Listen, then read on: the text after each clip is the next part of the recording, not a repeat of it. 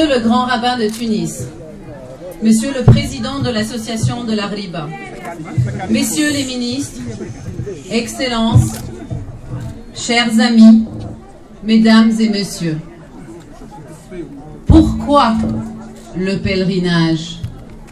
Beaucoup d'entre nous y cherchent l'inspiration. Ils y voient de nouveaux horizons, les perspectives d'un changement. Ils cherchent la voie dans la foi. Certains y trouvent matière à méditation, ceux-là même qui s'interrogent profondément sur le sens de la vie, veulent purifier leur cœur et cherchent la sérénité après le doute et la confusion. Certains ne savent même pas pourquoi ils vont en pèlerinage, mais suivent leur intuition et inspiration. Certains veulent mettre en pratique les rituels religieux qu'ils ont reçus en héritage. Ils, elles, sont riches et pauvres, instruits et non instruits. Ils sont cuisiniers, chauffeurs, médecins, PDG, ministres, écrivains, enseignants ou soldats. Il y en a même qui accompagnent une autre personne le temps d'un pèlerinage. Il y en a qui marchent, méditent, observent et sont en quête d'une harmonie avec la nature. D'autres sont curieux de se découvrir et découvrir l'autre. Ils ont besoin d'échapper à leur routine. Ce sont des aventuriers spirituels cherchant tout simplement leur chemin. Dans la paix de l'esprit, ils cherchent l'apaisement. Qui êtes-vous? Qui êtes-vous? Peut-être c'est tous et un réunis. Mais au juste, qu'est-ce qu'un pèlerinage? Est-ce la communion entre un espace physique et un autre spirituel? Aujourd'hui, c'est la communion entre Jerba et la fête du lac Baomer pour des citoyens du monde de confession juive. Dans le monde musulman, c'est le Hajj, après la grande fête Eid el-Kebir. Dans le livre saint des musulmans, le Coran, la sourate al-Hajj évoque le pèlerinage dans les versets 67 et 78. Bismillah ar-Rahman ar-Rahim. Likolli ummatin ja'alna mansakan hum nasikuh fala yunazi'unnaka fil amri wad'u ila rabbika innaka la'ala hudan mustaqim. وجاهدوا في الله حق جهاده هو اجتباكم وما جعل عليكم في الدين من حرج ملة أبيكم إبراهيم صدق الله العظيم. À chaque communauté, nous avons institué un ensemble de rites qu'elle doit observer. Qu'il cesse donc de discuter avec toi l'ordre reçu. Implore plutôt ton Seigneur, car tu es assurément dans le droit chemin.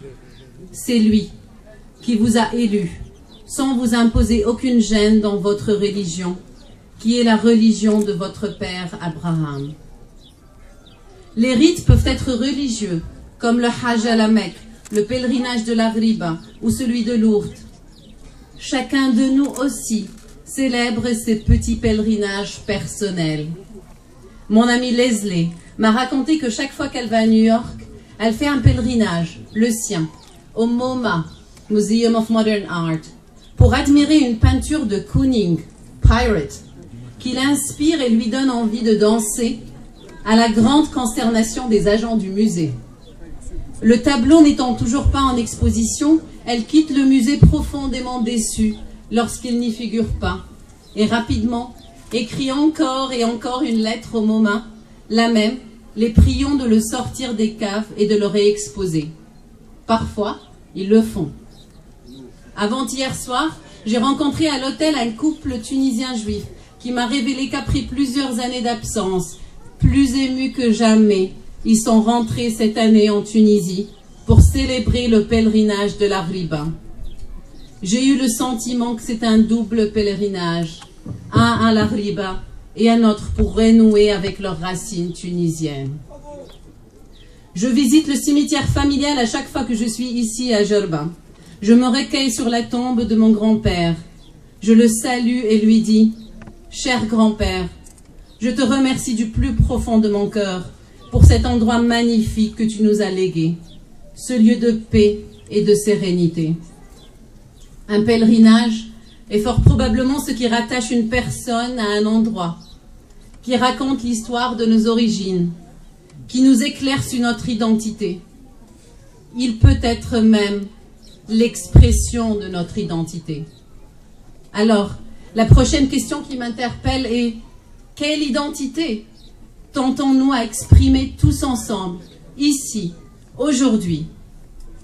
Notre histoire commune ne répond pas à toutes les interrogations, mais peut nous donner des pistes de réflexion. Il était une fois la convivencia. La convivencia ou la coexistence est le terme utilisé pour décrire la période de l'histoire de l'Espagne comprise entre 711 et 1492. C'est quand les musulmans, chrétiens et juifs vivaient dans une paix relative où le vivre ensemble avait pour essence la tolérance religieuse et le respect. Une époque où les cultures ne s'entrechoquaient pas, mais coexistaient. La convivencia a été considérée comme l'âge d'or d'Al-Andalus, de la civilisation islamique. Il ne fait aucun doute que lors du règne musulman dans le sud de l'Espagne et jusqu'à l'arrivée d'Isabelle en 1492, qui a expulsé d'abord tous les juifs et puis 30 ans plus tard tous les musulmans, de grandes réalisations ont vu le jour. Médecine, astrologie, astronomie, mathématiques, philosophie, sciences, chimie, architecture et art ont permis des avancées considérables dans l'histoire de l'humanité. Et c'est grâce à ce brassage culturel, intellectuel et spirituel entre peuples des différentes confessions que la prospérité de l'Andalousie d'autrefois fut. Le Zohar, un des ouvrages majeurs de la Kabbale, fut diffusé au XIIe siècle en Espagne. Il en est de même des œuvres des grands mystiques religieux et philosophes comme Salomon ibn Gabriel, Sulayman ibn Jabr du XIe siècle, et bien sûr n'oublions pas le grand savant et médecin maïmonide, Moussa ibn Maïmoun, alias le Ramban. Dans le Coran, la sourate 2, verset 62 incarne cette convivencia religieuse. Bismillah ar-Rahman ar-Rahim. Inna alladhina amanu walladhina hadu wal-nasara wal-sabi'ina man amana billahi wal-yawm al-akhiri wa amila salihan falahum ajruhum 'inda rabbihim wa la khawfun 'alayhim wa la hum yahzanun. Sadaqallahu al-'azim.